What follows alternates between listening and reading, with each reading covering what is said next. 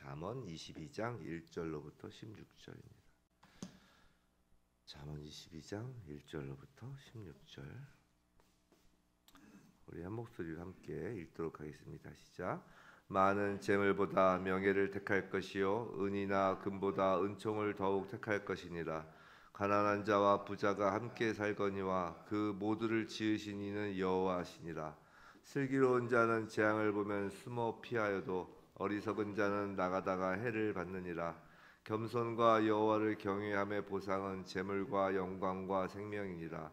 패역한 자의 길에는 가시와 올무가 있거니와 영혼을 지키는 자는 이를 멀리하느니라. 마땅히 행할 길을 아이에게 가르치라.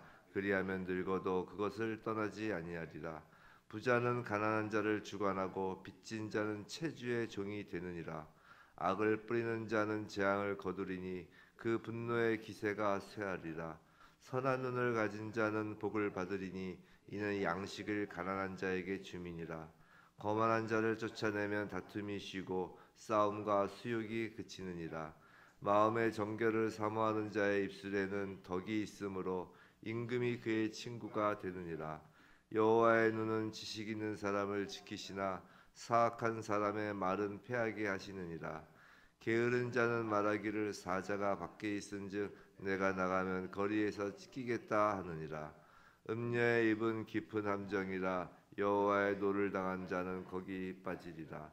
아이의 마음에는 미련한 것이 얽혔으나 징계하는 채찍이 이를 멀리 쫓아내리라.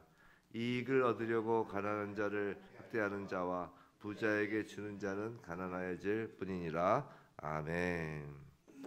오늘 부자와 가난한 자를 향한 하나님의 뜻이라는 제목으로 잠언 22장 1절로부터 16절 말씀을 우리가 받을 때 정말 이 땅에서 부자와 가난한 자를 두신 그 하나님의 뜻을 깨닫고 우리 모두가 정말 부요한 자로 살아가길 주님의 이름으로 축원합니다. 오늘 본문 보면 그 13절 게으른 자는 말하기를 사자가 밖에 있은즉 내가 나가면 거리에서 찢기겠다 하느니라라고 해서 게으른 자의 특징을 이야기를 하죠. 결국은 밖에 못 나간다는 거예요. 이렇게 이야기를 하면서 사자 찢겨 먹힐까 봐 안타까운 일이죠. 그러니까 세상 밖에 나가는 것이 두려운 것입니다. 오늘 근데 이야기하는 부자와 가난한 자는 이 게으른 자와는 좀 구별이 되는 것이에요. 그러니까 가난한 자, 오늘 이야기하는 가난한 자는 게을러서 가난한 자를 의미하는 것이 아니라는 걸 먼저 전제로 하는 것입니다.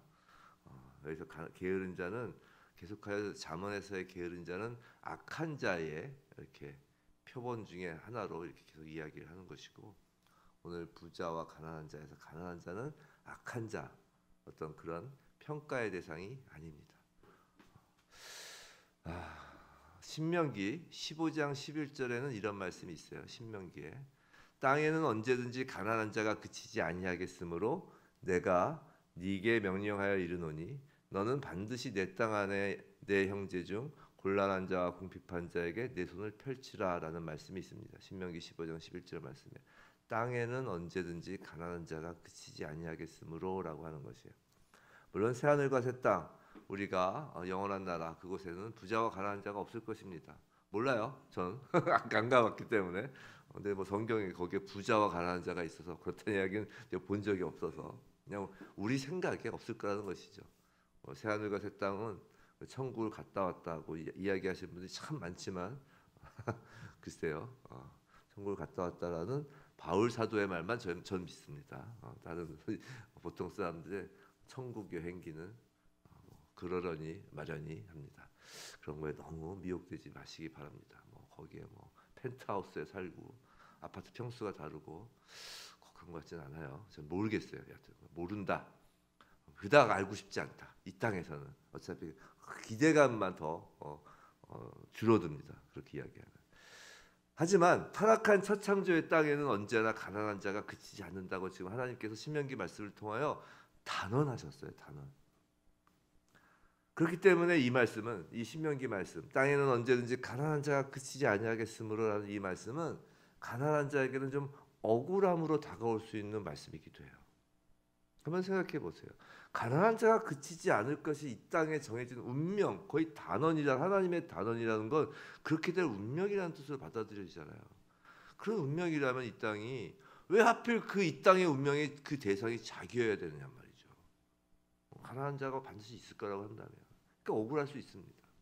또한 이 말씀은 부자 측에 서 있다고 생각하는 사람에게는 어쩌면 자신이 부자인 것이 당연한 것으로 받아들여질 수도 있다는 것이에요. 가난이 운명이라면 반대로 그 운명의 반대편에 있는 부자 역시 운명이라고 생각할 수 있기 때문이죠. 이 아침에 너무 머리를 많이 쓰게 하나요? 뭐 이렇게 아침에 이렇게 우리가 사유를 좀 해보면, 생각을 이렇게 머리를 돌려보면 아침에 잠에서 깰 것입니다. 하지만 성경에서는 언제나 이 운명이라는 단어를 거부합니다. 성경에서는 하나님의 섭리만을 인정하죠. 근데 이것을 또 하나님의 섭리라고 하면 가난한 자는 이제 분노하기 시작합니다. 아까는 억울하다 그랬는데 그 운이라고 하면 그래도 억울하고 좀 참을만 한데, 이게 명확한 원인 제공자가 드러나면, 하나님의 섭리라고 명확한 원인 제공자가 생긴 거 아니에요? 그럼 하나님이 원인 제공자라고 생각하면 이제 하나님에 대하여 화가 날 수 있기 때문이에요. 한편 이걸 또 하나님의 섭리라고 하면 부자는 당연하다고 생각하는 어떤 그런 마음에서 이제 더욱 교만하고 의기양양해질 수 있다는 것이에요. 이 부자들이 가난한 자에 대하여 가질 수 있는 그 얄팍한 죄책감마저 좀 미안한 감이 있을 거 아니에요. 이걸 운이라고 그러면 극적극적하면서 내가 좀 운이 좋았나 보네, 미안한데, 뭐 이런 그런 얄팍한 죄책감마저 이제 하나님의 이름으로, 신의 이름으로 그 죄책감마저 치워버릴 수 있다는 것이에요, 부자들. 그런데 부자와 가난한 자에 대한 이와 같은 인간의 감정과 인간의 생각은 하나님의 뜻, 하나님의 생각과 완전히 다르다는 것이죠. 방금 말씀드린 그런 인간의 감정과 생각은 타락한 인간들이 갖고 있는 생각과 감정이라는 것이죠. 우리는 그리스도인으로서 오늘 잠언 말씀을 통해 특히 부자와 가난한 자에 대한 하나님의 뜻, 섭리가 과연 무엇일지 살펴보는 것이 의미가 있을 것입니다. 오늘 말씀 전체 16절 중에 전체를 다 보지 못한다는 것이죠. 그 중에 특별히 이 주제를 가지고 설교로 말씀을 드리겠다는 것이에요. 자, 부자와 가난한 자에 대한 하나님의 뜻, 그 대전제가 있어요. 우선 대전제. 그것이 본문 1절입니다. 1절 다시 한번 제가 볼게요. 읽어드릴게요. 많은 재물보다 명예를 택할 것이요, 은이나 금보다 은총을 더욱 택할 것이니라. 자, 여기서 명예로 번역된 원어의 뜻은 이름이에요. name. 그리고 성경에서 이름이라고 할 때는 단순한 호칭, 누군가를 부르기 위한 이름이 아니라, 그런 명칭이 아니라 그 사람의 존재 가치, 그 사람의 정체성, 그 사람의 전 인격을 의미하는 것을 우리는 알고 있습니다.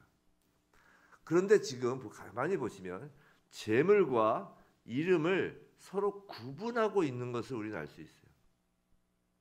즉 재물로 이름을 내는 것이 아니라는 거예요.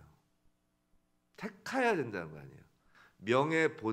재물보다 명예를 택할 것이라는 것은 이게 서로 구분된다는 것이에요.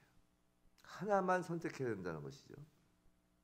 재물로 이름을 내는 인과관계가 아니라는 것이에요. 연관성이 있는 게 아니라는 것이에요. 한 사람의 존재 가치, 한 사람의 정체성, 그 전 인격은 재물로 평가될 것이 아니라는 것이죠. 만일 재물과 그 이름을 저울에 올려놓으면, 양쪽에 올려놓으면 이름 쪽으로 툭 하고 저울추가 떨어진다는 것이에요. 이름의 무게가 훨씬 더 나간다는 것이죠. 또한 은총이라고 되어 있는데, 은총으로 번역된 단어는 본문에서는 굳이 이것을 하나님의 은총이라고 해석하는 것보다는 다른 사람으로부터 좋은 평판을 듣는 것으로 보는 것이 좋을 듯합니다. 지금 하나님의 섭리, 하나님의 뜻이 이 땅에 투영되어 이 땅에서 살아가는 우리의 일상에 관한 이야기를 하고자 하기 때문이에요. 오늘 특별히. 즉 은과 금보다 더 귀한 것이 평판이라는 것이에요. 이 또한 구분된다는 것이죠. 은과 금을 택할 것이냐, 평판을 택할 것이냐는 것이에요. 그리고 은과 금으로 평판이 이어지는 것이 아니라는 것이에요. 그렇게 생각하면 안 된다는 것이에요. 은과 금으로 사람의 평판을 정한다면 그건 하나님의 생각이 아니라는 것이죠. 세상은 부자에 대하여 특별한 이름을 부여하거나 부자란 이유만으로 특별한 평판을 하고자 하는데 그리스도인이라면 그리하면 안 된다라는 것이 대전제라는 것이에요. 하나님은 재물의 많고 적음으로 그 사람을 평가하지 않으시기 때문이에요. 그것으로 그 사람의 인격을 판단하지 않으시기 때문이에요. 그 사람의 존재 가치가 재물에 있지 않기 때문이에요. 하나님의 그 평가, 자, 그것이 2절입니다. 하나님은 그럼 어떻게 평가하시나? 2절, 가난한 자와 부한 자가 함께 살거니와 그 모두를 지으신 이는 여호와시니라. 자, 먼저 잠언은 가난한 자와 부자가 함께 사는 존재임을 명확히 하고 있습니다. 여기서 함께 살거니와라는 원어의 뜻은 그들은 만나게 된다. 즉 같이 섞여 살 수밖에 없다라는 것이에요. must예요, must. 그런 의미로서 더불어 공존해야 할 자, 반드시 그래야 할 자임을 지금 말하고 있는 것이에요. 옛날에 설국열차라는 영화 기억나시죠? 설국열차. 제가 이 말씀을 딱 하는데 바로 그 영화 장면이 확 떠오르더라고요. 설국열차. 그 영화에서 보면 부자가 타고 있는 칸이 맨 앞에 있고, 그죠? 가난한 자들이 타고 있는 칸이 뒤에 있고, 그러니까 그 사회 계층이죠. 그래서 완전히 정말 부자냐 아니냐에 따라서 계층이 쫙 나뉘어서 객실이 달라져 있습니다. 근데 사실 그 영화를 보면서 어떤 생각을 하셨어요? 지금 우리가 살고 있는 이 세상이라고 생각 들지 않으셨어요? 그 영화는 이 현실의 세상을 은유적으로 표현한 것입니다. 정확히 표현한 것이에요. 꼭 지금만이 아니에요. 사실 근데 생각해보면 우리가 세상을 한번 이렇게 돌이켜보면 역사적으로 사람들은 부자와 가난한 자의 사는 공간을 분리하려고 해온 역사예요. 그리고 그 분리된 공간 가운데 나는 항상 부자 쪽으로 가려고 치열하게 달려가는 것이 인간의 이 땅에서의 역사라는 것이죠. 단순히 먹고 사는 문제가 아니었다니까요. 근데 이것은 이렇게 부자와 가난한 자의 사는 공간이 분리시키려는 인간의 그 마음은 성경적이지 않다는 것이에요. 자, 성경적이지 않은 것을 추구할 때, 이 세상이 성경적이지 않은 것을 추구할 때 언제나 그것은 세상을 끔찍하게 만들어 버립니다. 하나님이 끔찍하게 만드는 것이 아니라 인간이 끔찍하게 만드는 것이에요. 설국열차에서 어떻게 되나요? 결국 혁명이 일어나죠. 뒷칸에 있는 사람들이 막 앞으로 그냥 돌격 앞으로 하면서 아주 사륙의 현장이 되잖아요. 이렇게 가난한 자와 부자를 분리하는 세상이 점점 공고해질수록 세상은 사륙의 현장이 되는 것이고 그 뒤에서 사탄은 팔짱 끼고 흐뭇하게 쳐다보고 있는 것이에요. 근데 2절에서 더 중요한 건 2절 후반부입니다. 그 모두를 지으신 이는 여호와시니라예요. 지금 잠언 말씀에서 부자를 비난하고자 하는 게 아니에요. 지금 부자라고 무조건 비난만 할 것이 아니라는 것이에요. 우리는 보통 성경을 읽으면서 부자, 그럼 나쁜 놈, 가난한 자, 착한 사람, 이런 좀 이상한 고정관념에 빠져서 성경을 보거나 우리가 세상을 바라보는 시각이 있는데 지금 잠언 말씀에서 그게 아니라는 거예요. 부자라고 무조건 비난만 할 것이 아니고 가난한 자라고 해서 창피할 일도 아니라고 지금 말씀하시는 거예요. 왜냐하면 그 모두를 지으신 분이 하나님이시기 때문이라는 것이에요. 오늘 부자와 가난한 자에 대한 하나님의 뜻이잖아요. 모두가 하나님이 지으신 거라는 거예요. 하나님이 지으신 것은 모두가 존귀하며 부자건 가난한 자이건 모두 하나님 앞에서 존엄성을 지닌 존재들이라는 것이에요. 아까 세상은 분리시키려고 하여서 세상은 피해 혁명과 사륙의 현장이 되지만 하나님 나라에선 함께 어우러져 사는 곳이라는 거예요. 성도 여러분, 그래서 생각해 보세요. 교회는 이 땅에서 하나님 통치의 모습이 드러나는 곳이잖아요. 세상에서는 존귀하게 여기는 부자이건 세상에서는 천하게 여겨지는 그 가난한 사람이건 하나님 통치를 받는 하나님의 백성 자녀로서 그 존귀성은 재물의 많고 적음으로 결정되지 않는다고 1절에서 대전제로 말씀을 드렸잖아요. 그렇게 말씀을 하셨잖아요. 그렇기 때문에 교회는 세상의 부자와 세상의 가난한 자가 모두 섞여 살게 되어 있다라는 것이에요. 하나님께서 지으신 차별 없는 존귀한 자들이기 때문이에요. 만일 교회에 부자만 있는 교회만 있다면 혹은 가난한 자만 추적하는 교회가 있다면 그건 2절에서 언급하는 하나님의 생각과 다른 것이에요. 교회는 부자이건 가난한 자이건 그 재물의 많고 적음이 전혀 눈에 들어오지 않고 함께 어울리는 공간이라는 것이에요. 예전에 어떤 대형교회에서 재벌 회장이 주차 봉사를 해서 화제가 된 적이 있죠. 아실 거예요. 누구라고 이야기를 하면 안 되는데 S로 시작하는 대형교회에서 L로 시작하는 재벌 회장이 그 주차 봉사를 했다고 화제가 된 적이 있죠. 근데 그건 세상에서는 화제가 될 수 있어요. 세상에서는. 하지만 그걸 교회에서 떠들 일은 전혀 아니라는 것이죠. 아, 우리 교회는 장로님이 대재벌이시고 그 유명하신 분이 교회 봉사해. 아, 우리 교회는 어떤 정말 세상에서 잘 나가시는 분이 출석. 이걸 교회에서 성도가 자랑하면 이건 되게 우스운 거예요. 화제거리가 될 수 없다는 것이에요. 당연한 거라는 거예요. 당연한 거. 우리가 그걸 화제거리로 삼는다면 교회가 그게 이상한 거예요. 왜냐하면 거기가 교회니까 말이죠. 자, 그렇다면 지금 계속 세상에서의 부자와 가난한 자, 하나님 나라에서의 부자와 가난한 자에 대해서 조금만 더 살펴보고자 합니다. 먼저 세상에서의 부자와 가난한 자의 모습을 보면 7절, 16절 한번 보죠. 7절, 16절. 부자는 가난한 자를 주관하고 빚진 자는 체주의 종이 되느니라. 맞죠? 이익을 얻으려고 가난한 자를 학대하는 자와 부자에게 주는 자는 가난하여질 뿐이니라. 이것은 이제 어떤 하나님의 이런 메커니즘을 이야기하는데, 먼저 16절을 보면 이익을 얻으려고 가난한 자를 학대하는 자라는 것은 소위 말해 이익을 위해 착취하는 자를 의미하는 것이에요. 또 부자에게 주는 자, 이 후단에 부자에게 주는 자, 이게 뭔지 잘 의미가 잘 안 와닿죠. 근데 여기서 우리가 눈여겨볼 건 부자에게 지금 뭘 준다는 목적가 없어요. 예를 들어 부자에게 돈을 준다라거나 부자에게 은금을 준다거나 그런 목적어가 없어요. 원어에도 없어요. 즉 이익을 위해서, 이 말은 무슨 말이냐면 어떤 이익을 위하여 부자에게 자신의 존재 가치, 전 인격을 내어준다는 것이에요. 무엇을 준다는 그 구체의 목적이 없다는 건 다 준다는 얘기예요. 부자에게 다 올인한다는 것이에요. 쉽게 얘기해. 자기 인생을 올인한다는 것이에요. 그런 말이 있잖아요. 간 쓸게 다 내어준다는 말이 있잖아요. 쉽게 말해 양심을 파는 것도 마다하지 않는 것을 이야기하는 거예요. 이런 이익을 얻으려고 가난한 자를 착취하는 자, 부자에게 주는 자, 이런 것이 이제 왜곡된 세상의 모습을 드러내죠. 그리고 그 모습이 7절로 나타나는 거예요.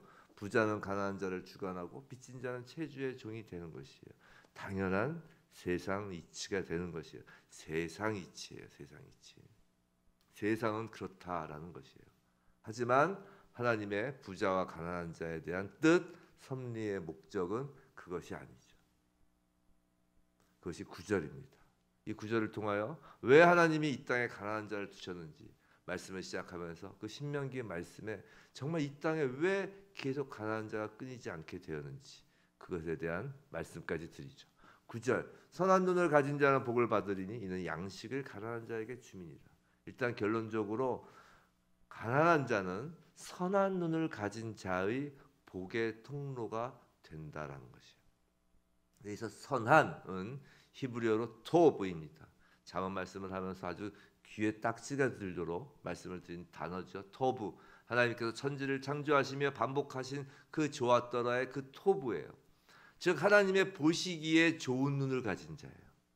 하나님이 보시기에 좋은 눈을 가진 자라는 건 쉽게 말해 하나님의 눈을 가진 자예요. 즉 하나님의 눈이 되어 하나님께서 보시는 곳을 바라보는 자라고요. 하나님은 이 땅에서 가난한 자에게 하나님의 눈이 늘 쏠려 계신 것은 맞아요. 하나님의 눈은 항상 낮은 곳을 향하고 계시다고요. 그리고 그 하나님의 그 시선, 그 가난한 자를 향한 그 시선을 따르는 사람은 결국은 가난한 자에게 양식을 줄 수밖에 없다는 것이에요. 사랑하는 성도 여러분, 9절에서 눈여겨볼 것은 부자는 복을 받으리니라고 하지 않았다는 것이에요. 선한 눈을 가진 자는 복을 받는다고 했다는 것이에요. 우리가 한번 생각해 보면 부자와 가난한 자는 정말로 상대적인 개념이에요. 제가 한번 이야기했잖아요. 그 서울역 노숙자도 부자와 가난한 자가 있다니까요. 그 널빤지 3장을 가진 자와 1장을 가진 자가 있으면 3장을 가진 자가 부자인 거예요. 그래서 새로 신입생 노숙자가 생기면 3장 가진 자가 1장을 나눠줘야지 1장 가진 자는 못 나눠준단 말이에요. 그 나눠준다니까요. 거기서도 널빤지 3장의 부자인 거예요. 부자와 가난한 자는 정말 상대적인 거예요. 삼성 재벌도 제가 말씀드렸잖아요. 삼성 옛날 예를 든 게 이제 삼성이 더 부자인 거예요. 그건 모르겠지만 우리나라 아무리 부자도 빌 게이츠보다는 가난하다고요. 이 부자와 가난한 자는 상대적 개념이에요. 중요한 것은 그 하나님의 눈을 가지고 상대적으로 나보다 가난한 자에게 시선을 주는 것이 중요하다는 것이에요. 나보다 상대적이니까 비교급을 써서 나보다 부자인 자를 바라보며 부러워하거나 시기하는 것이 아니라 나보다 가난한 자를 바라보며 하나님의 긍휼한 마음을 갖는 것, 그것이 하나님의 섭리란 것입니다. 그것이 하나님의 뜻이란 거예요. 그것으로 우리가 하나님의 마음을 갖는다는 것이에요. 하나님 나라에는 그래서 가난한 사람이 없는 것이에요. 왜요? 하나님 나라는 모두가 하나님의 눈을 갖고 있는 사람이기 때문이에요. 하나님의 나라에는 모두가 하나님의 마음만을 가진 사람만 있기 때문이에요. 하나님 나라에는 자기보다 부자인 사람을 바라보는 사람이 없어요. 자기보다 늘 가난한 사람만 쫓아다니는 사람만 있기 때문인 것이에요. 사랑하는 성도 여러분, 그래서 우리는 다 부자인 거예요. 우리는 그리스도인입니다. 솔직히 우리는 이 땅의 재물의 많고 적음으로 평가되지 않은 존귀한 하나님의 자녀라고요. 존귀한 하나님의 자녀라고요. 아까 이야기했잖아요. 인간의 존재 가치, 인간의 정체성, 세상의 그 인간의 평판조차 우리는 돈과 연관 지을 수 없는 사람들이라고요. 다만 우리가 가난한 자, 부자인가에 신경을 써야 되는 이유는 내 마음이 어디로 가야 돼 있을지, 내 마음에 하나님 마음을 담기 위한 복의 통로를 찾는 거예요. 나의 복의 통로를 찾는 자가 하나님 나라 그리스도인이라니까요. 그게 존귀한 하나님의 자녀이기 때문에 가능한 거예요. 우리에게 필요한 것은 재물이 아니라 이웃을 향한 하나님의 긍휼한 마음입니다. 성도 여러분, 우리 새해 인사 부자 되세요. 부자 되시기 바랍니다. 재물보다 이웃을 향한 하나님의 그 긍휼한 마음을 품음으로 참된 부자 되시기 바랍니다. 상대적 개념이라니까요. 우리는 언제나 항상 어떤 상황에서도 부자가 될 수 있는 사람이에요. 하나님이 그걸 원하신 거예요. 하나님의 자녀에게 복 주시기를 원해서인 것입니다. 성도에겐 가난한 자란 없어요. 부디 하나님의 마음이 풍성한 부자로서 이 땅에서 날마다 하나님의 교회로 살아가는 우리 모두이길 주님의 이름으로 축원합니다.